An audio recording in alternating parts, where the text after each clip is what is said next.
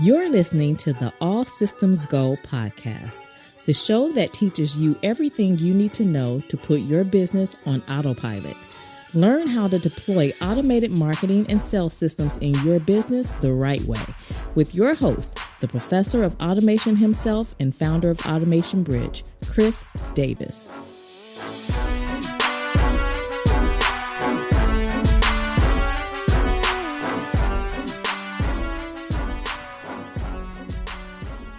Welcome to the All Systems Go podcast. I'm your host, Chris L. Davis, the founder and chief automating officer of Automation Bridge, an online publication for small business marketing automation where we focus on turning digital marketing professionals into automation service providers. And in this episode, what I want to do is look at one of the most undervalued systems of the Significant Six. Okay, this system, it hasn't always been on my radar. I'll have to admit, I'll be the first to admit, in fact.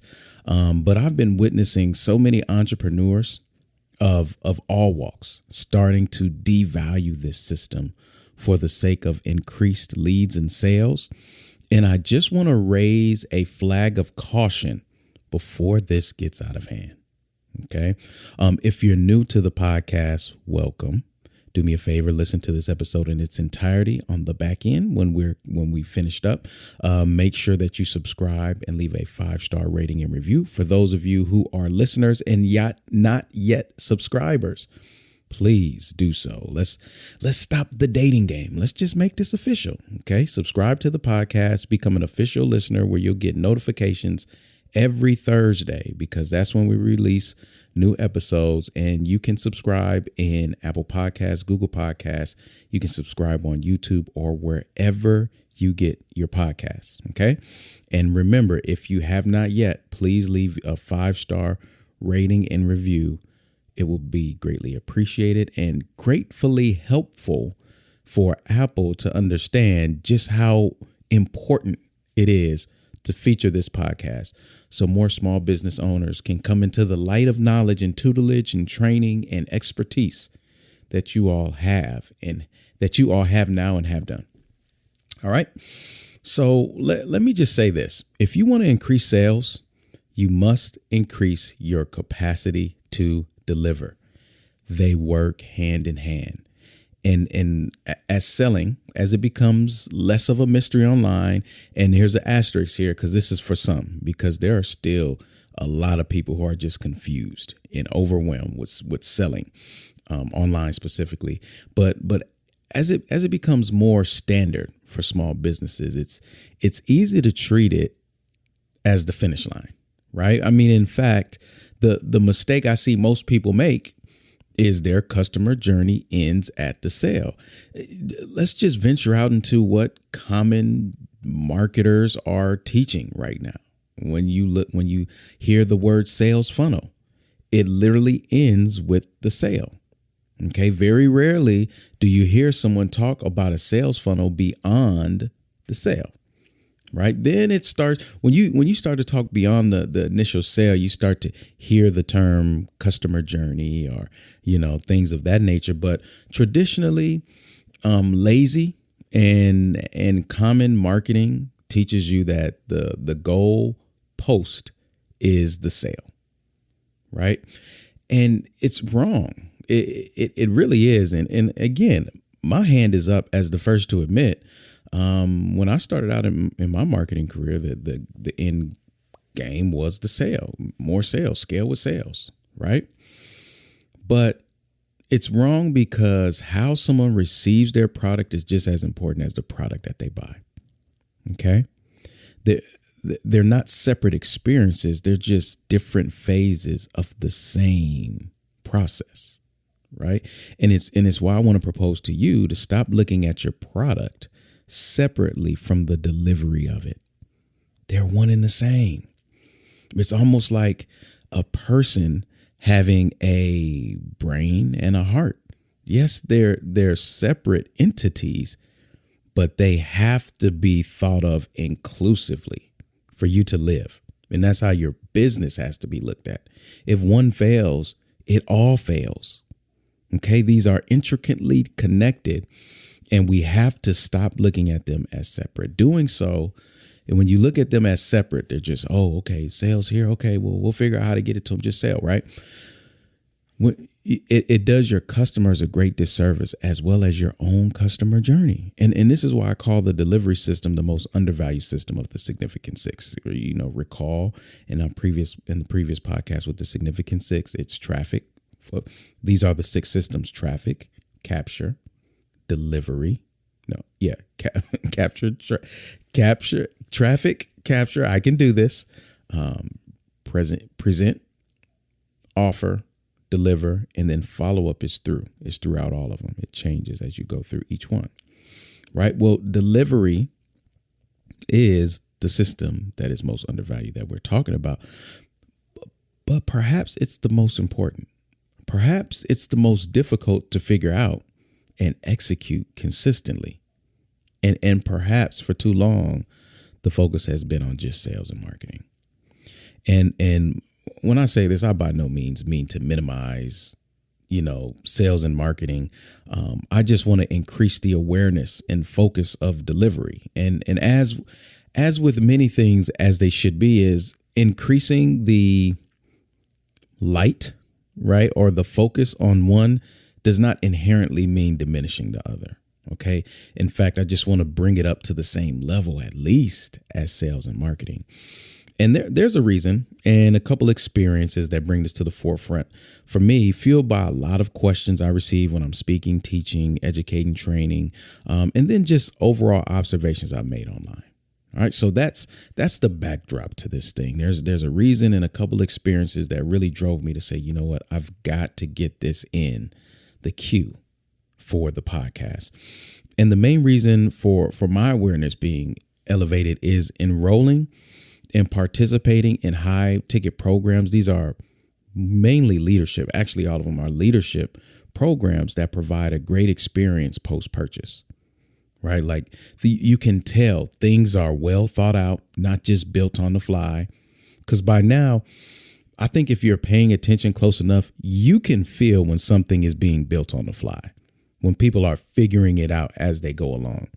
And it's okay to have some element of that, but it's also necessary to understand that people need things in place. Like they need to know that you have a plan, like this thing has been well thought out.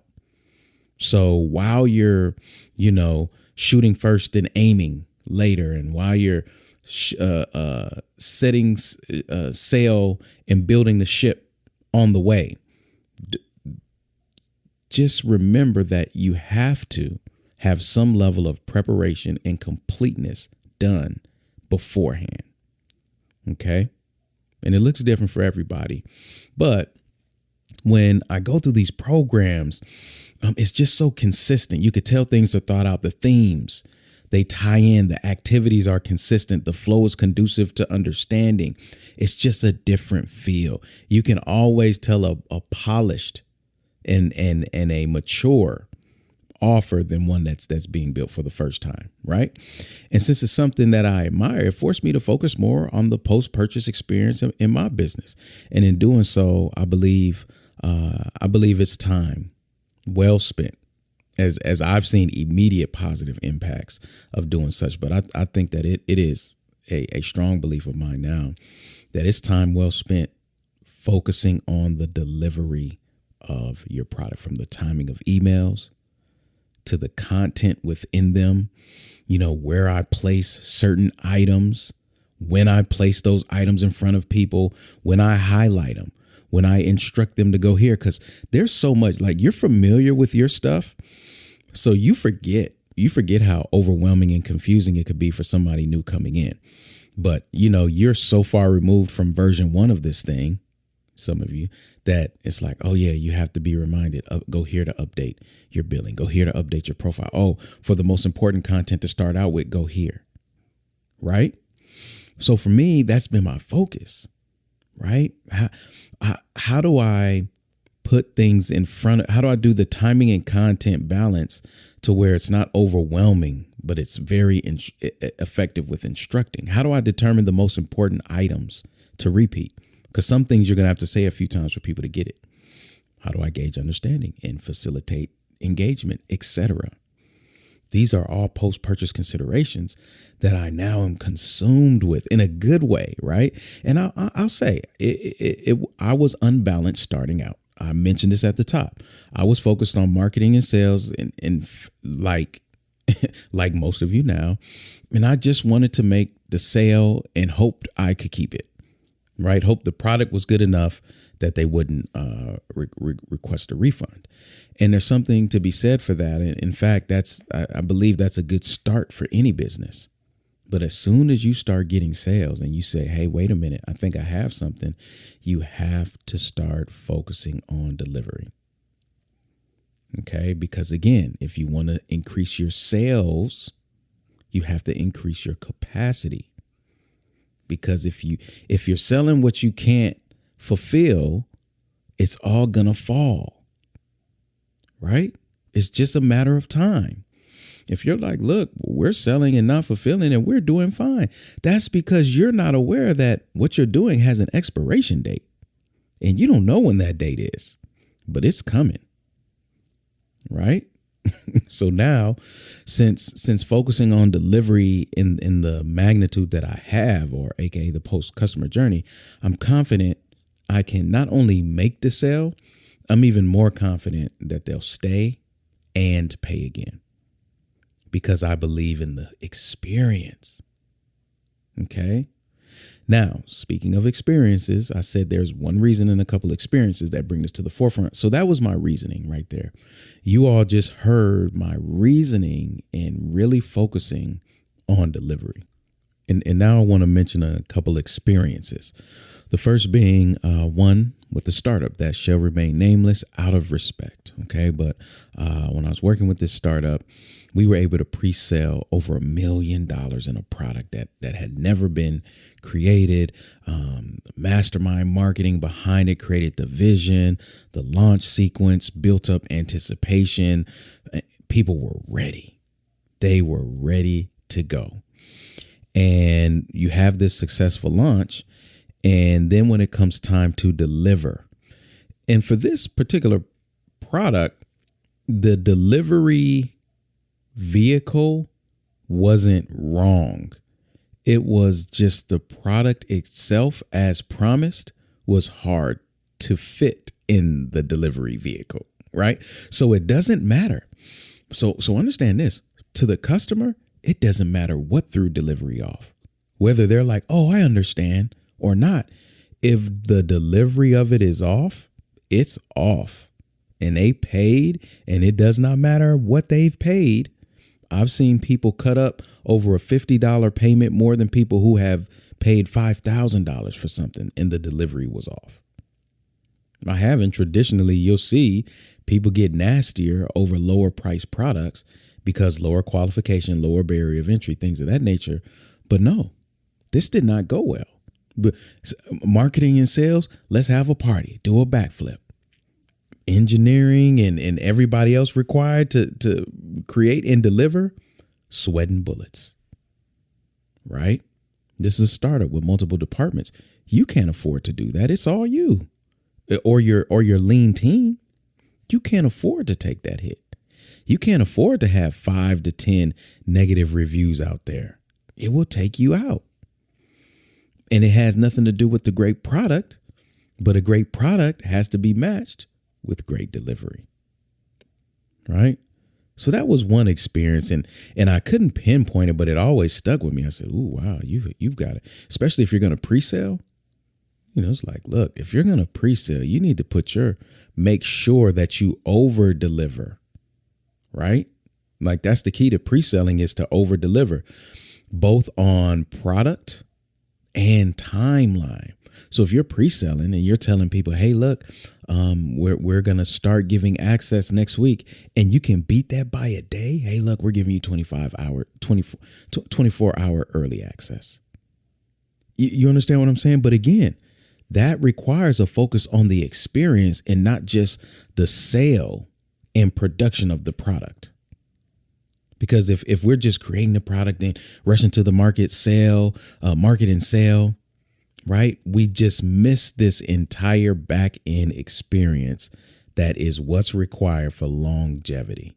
And that's what brings me to my second experience was when I unintentionally pre-ordered a product that was in the, I forget the phase that you call it when it's on like Kickstarter and everything. It's like the pre-production phase, right? So they were crowdsourcing the development of this. And I had seen this product before. And the reason why I didn't buy it is because me personally, particular products, I don't want to crowdsource. I would rather wait, even though I'll pay more, I'll rather wait and just get the finished product later, right?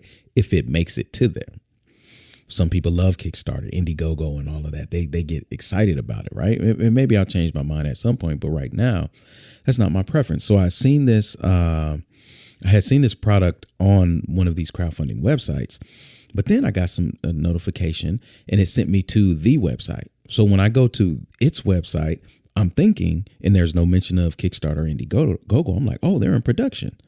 So when I see pre-order, I'm thinking, oh, wow, this thing must be selling really, really well.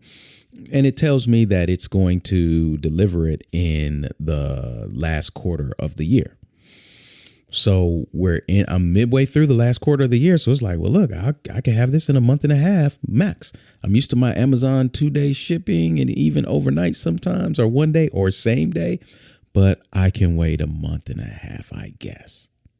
So I go in, place the order, and immediately I had and I do my checks and balances, everybody.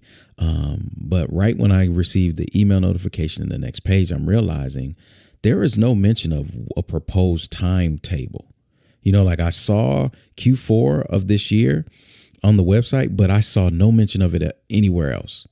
And I said, well, Chris, calm down. Let's give it some time. So after a day or two, and I've received no email communication, I email and say, hey, what's going on? Long story short, I don't want to belabor this story, but long story short, there was just nothing I could get that was concrete. The CEO was respectful, fast with his response, right? Very thorough. I mean, he was writing me paragraphs of explanations, which I appreciated, giving me insight on the fulfillment process and everything else.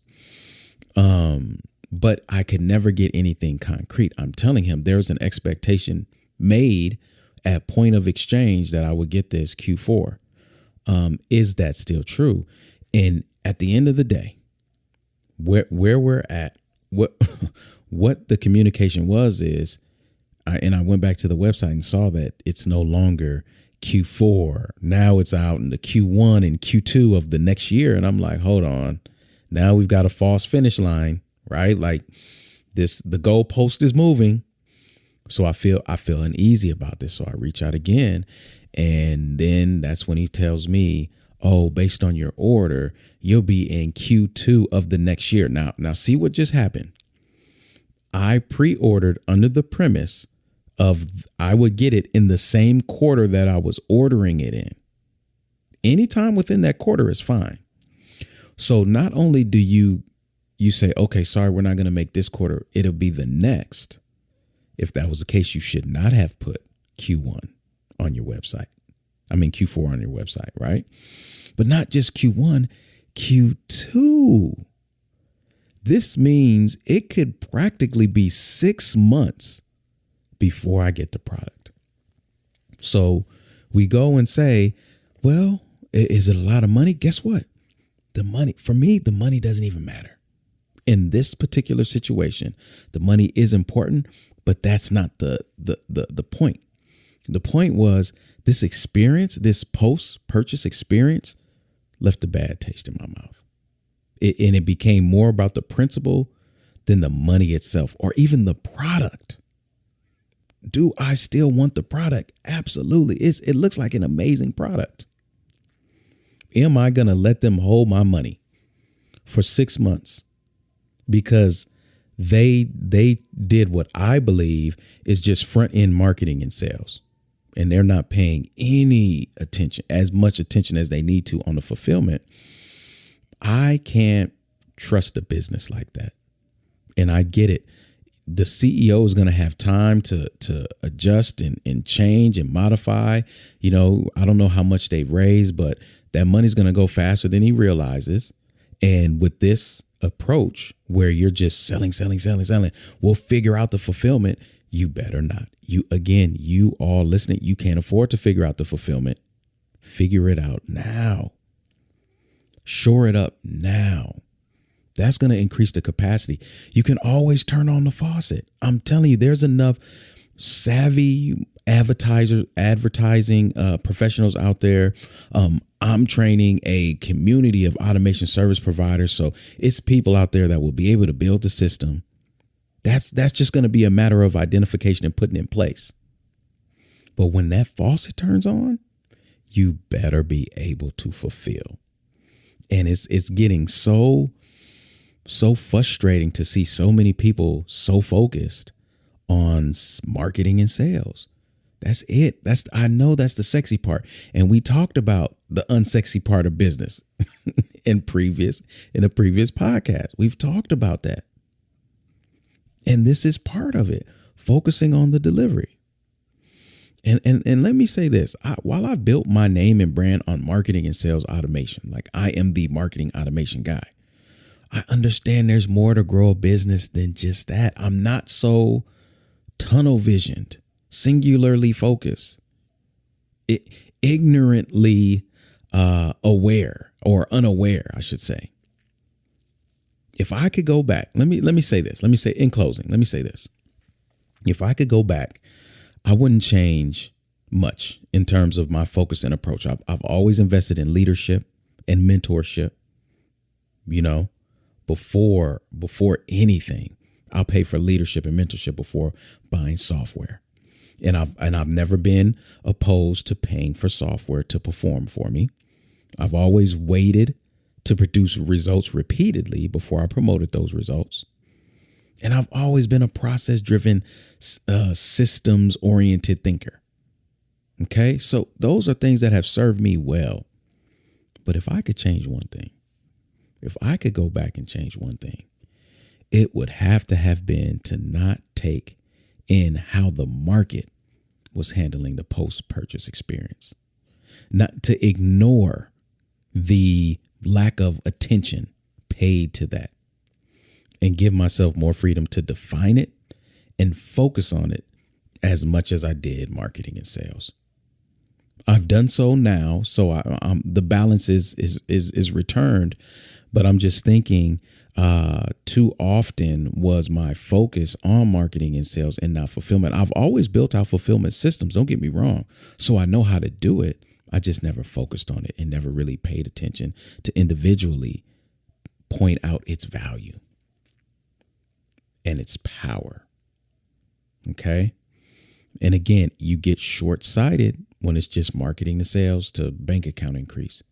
You get short-sighted because longevity is not just creating customers, it's creating satisfied customers who automatically become evangelists and repeat buyers.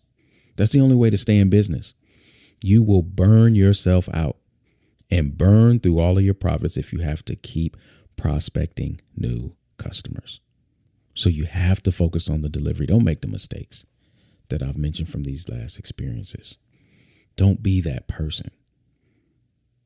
And if you need somebody to help you focus on the operations and the fulfillment side, that's money well spent. Increase your capacity before you increase your sales, or use that sales, that increase in sales. Take that money and get you somebody that can help with your delivery system. Increase your back end capacity. Okay. Again, you small businesses, we just can't afford to make these mistakes because one bad experience can be the breaker of our business. It's not fair, but it's just how it is. It's just how it is. So who needs to hear this? Who is that person that has a great product? Who's that company that has a great product or service? And you just cringe every time it's confusing on the fulfillment side and you don't know, hey, did you send this document? Was I supposed to look at this one? Hey, when is it shipping again? Right? You have, listen to me, please. This is not for my own selfish ambition. Please share this with them. And then you guys have a conversation collectively about this. The fulfillment, you know what? I had another company, that a service-based company that I was working with, and I was sending referrals to this company. And every time we would send a referral to the people that we sent, the people that we referred were having a terrible experience, thus shining a light on us like, oh, wait a minute, maybe they're starting to look at us like we don't know what we're talking about. And it was the fulfillment piece. So you could people, if you have a good product or service, people are going to start talking about it. They'll start referring you word of mouth. I got no compensation for referring, but since we had a good experience, we thought it would be duplicated, right? And it wasn't. So here you go. You've got your lead gen from somebody else. We're pushing you leads. Money is being made. You're definitely taking the money, but you're not fulfilling. You're not fulfilling and exceeding expectations. Shame on you. Shame on you. So that business that that's doing it, that friend that's late to their own appointments, that business that that if you don't send an email saying, hey, has this shipped? They don't ship their products consistently on time. Right? And everywhere in between, login credentials not being sent, misspellings in emails. Hey, where is this? How do I get access to that? Always questions. People are always confused when they get started. Send this episode to them. Okay. And if you found value in today's episode, don't just share it with them, but make sure you're subscribed and leave a 5-star rating and review. This is the time for all my new listeners that I need you to subscribe to the podcast. It's like this every week, I promise you. Okay. Here at Automation Bridge, we're dedicated to training digital marketing professionals to become automation service providers. That is, people who specialize in extracting your process, coupling it with the right technology, and deploying automated systems in your business for rapid growth. Okay. We're starting our workshop. We will be running our workshop at the end of this year. So registration is now open. In fact, by the time you hear this, registration will be open. And I would like to invite you to join this free workshop. It's going to be 3 trainings in 2 weeks, and it is going to be hands-on, everybody. Hands-on. Me, myself in there live doing teachings, Q&As. We're going to have challenges, all of that. For what? To get you on the fast path to mastery of marketing automation. Okay. So if you want to register at no charge right now, you can go to automationbridge.com/workshop. Again, you'll be able to register at no cost. We're also giving a nice little bonus away. There is a new lead magnet offer on that registration page. I will not tell you what it is. Okay, you have to go see it for yourself. But I can guarantee you this: if you're interested in the workshop, you're gonna love that free offer, that free bonus that we have for you. Again, registration is absolutely free, and we'll be running this workshop starting soon. I believe it's next week. Will be the first training. So if you want to jump off, get a jump on the new year. Don't wait for New Year's to say, hey, I'm changing this, I'm changing that. Nope. Join this workshop. Get started now. Okay. All of the show notes and podcasts are accessible at automationbridge.com/podcast. You can subscribe there and listen to all the other episodes at your leisure. So until next time, I see you online. Automate responsibly, my friends.